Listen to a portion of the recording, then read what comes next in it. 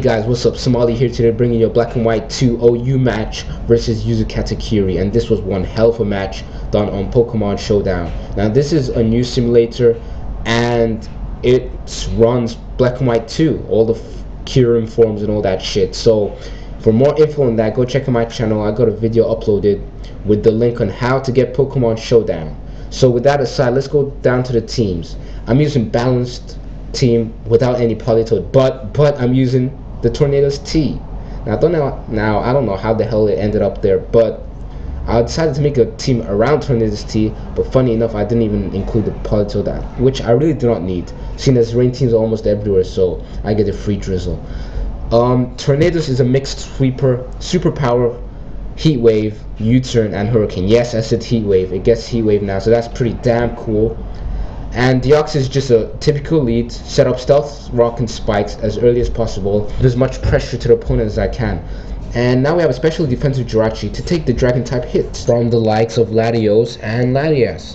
So we also have a Terrakion, sub Swords Dance, Rock Gem Terrakion, which is pretty cool, and a Mungus to beat Keldeos, which are really big threat in this new metagame.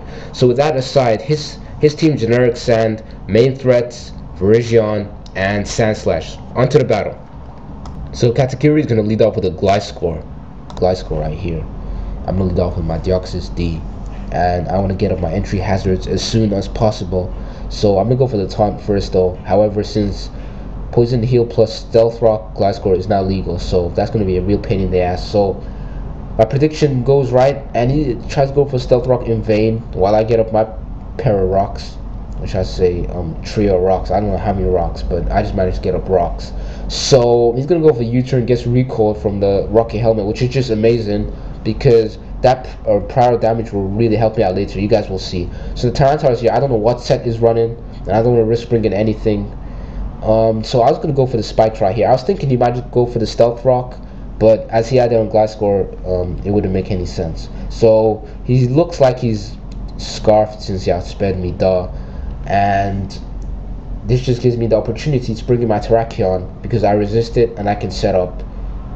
Due to me being a Swords Dance substitute Rock Gem set, I know if I get +2, nothing on this team will be able to live the respectable attack that they do not resist. For example, Sandslash won't be able to live the +2 close combat, taken into account if it is an offensive set. If it's defensive, it's not a threat at all to my team. So I'm just talking about if they are the threatening sets, which would be the Life Orb offensive set.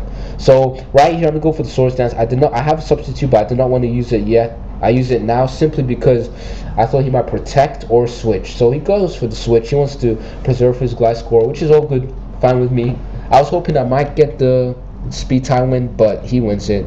I never win any of these, by the way. So he ends up Giga Draining me, breaking my sub, which is all cool, you know what I'm saying? It's all cool because I just finish his ass with close combat, and Virizion, one of the biggest threats to my team, is now down.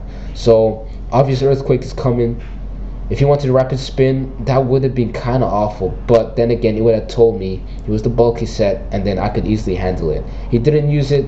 He didn't go for rapid spin, which is real bad news for me.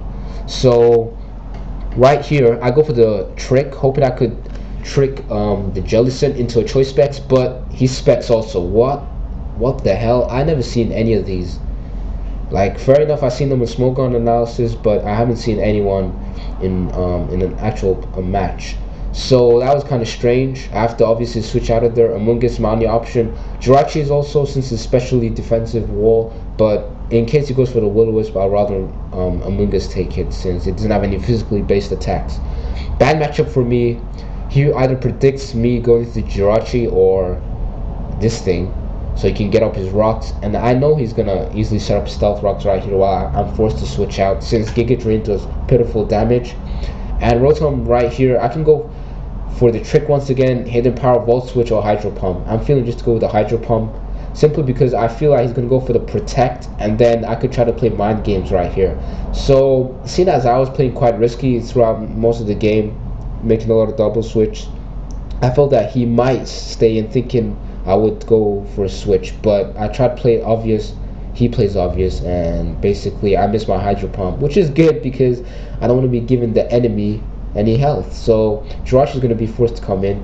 He goes for the Will-O-Wisp. Now right here, I was predicting him to probably switch to T-Tar, predicting my Among Us switch, which would have been really good for him, but I guess he doesn't. So, oh well. So Jirachi comes in, gets burnt. Now that really sucks because my attack will do jack shit to his Pokemon bar Gliscor, who in the first place I wouldn't be hurting for days and days. So I have to bring in my Rotom, who now loses a lot of health due to U-turn residual damage below 50%, and he cannot function anymore if he's at this health. So the Wish was really helpful due to Rotom's low health.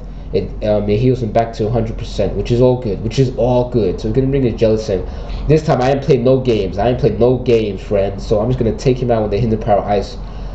Due to Jellicent being at low HP the last time I seen his ass, definitely know that Hidden Power Ice would have taken him out, and even if it didn't, Sandstorm would have. So that's all good.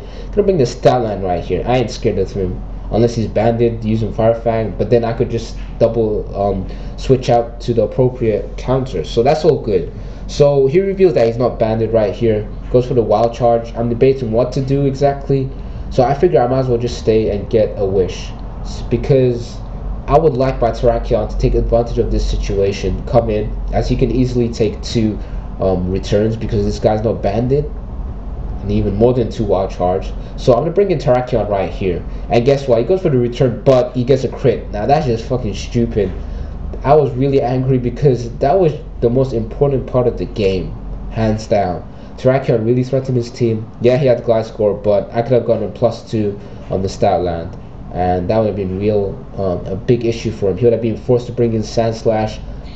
Rotom that came in, and then, like I said, he has no switching for Rotom. All his Pokemon will be OH KO'd because, as he revealed, his T-Tar is Scarf, so it obviously isn't bulky, and Hydro Pump will one-shot it after the residual damage from the entry hazards. So his Statland dies after Among Us takes a buttload from the Fiery Dog, and he's gonna go for the Earthquake. It just does not take me out. Among Us is one bulky SOB, so that's all good. So right here, I'm just gonna leave this guy's fodder. He's just useless as hell. I don't want to bring in Rotom W, as he could just U-turn, and I would be in some trouble, as Life Orb, considering if his Sandslash is Life Orbed, or even his T-Tar could just trap me, and if my Rotom is down, I pretty much lose. So I'm just leaving this guy for fodder, Death Fodder, and he's gonna finish me off with a Crunch. Now that's all good. So we're both down to 3 Pokemon. Well, actually, I'm down to 2.5. Jirachi's kind of useless. Is burnt. Bring in my Tornadus. Now this is why this guy doesn't fit in the team at all. Like, he hasn't even came in once. He been dead weight, but at least he finishes the T-Tar, so that's better than nothing. And yeah, I just been wondering, where the hell's Ninetales? I haven't seen that sister for so long. Sister Ninetales being hiding with her Sunny Day pals. Like, I played 40 matches on Black and White 2. I only seen one Sunny Day team. So, but they be scheming. They be scheming though. Don't worry. They're gonna come back. They're gonna come back. Don't worry. So Rotom here, he gets 2 protects in a row. Okay, fair enough. Now he's gonna go for a protect again, and he's gonna get a 3rd one. What kind of dick move is this, people? Huh? What is? I mean, seriously, that is just so lame. Him getting 3, and now he's trying to get for the 4th. Greedy ass motherfucker. He's just not gonna die. But due to the amount of damage that I got from the Sandstorm, unfortunately Rotom is not going to be taking this Stone Edge at all, and sadly he's just gonna die, which just freaking sucks. Because definitely, if I had a few more HP, I done damage calcs, and if you only got 1 protect, I would live the Stone Edge. So that really sucked. But I'm not gonna dwell on it. So Rotom's dead. Jirachi's gonna come in.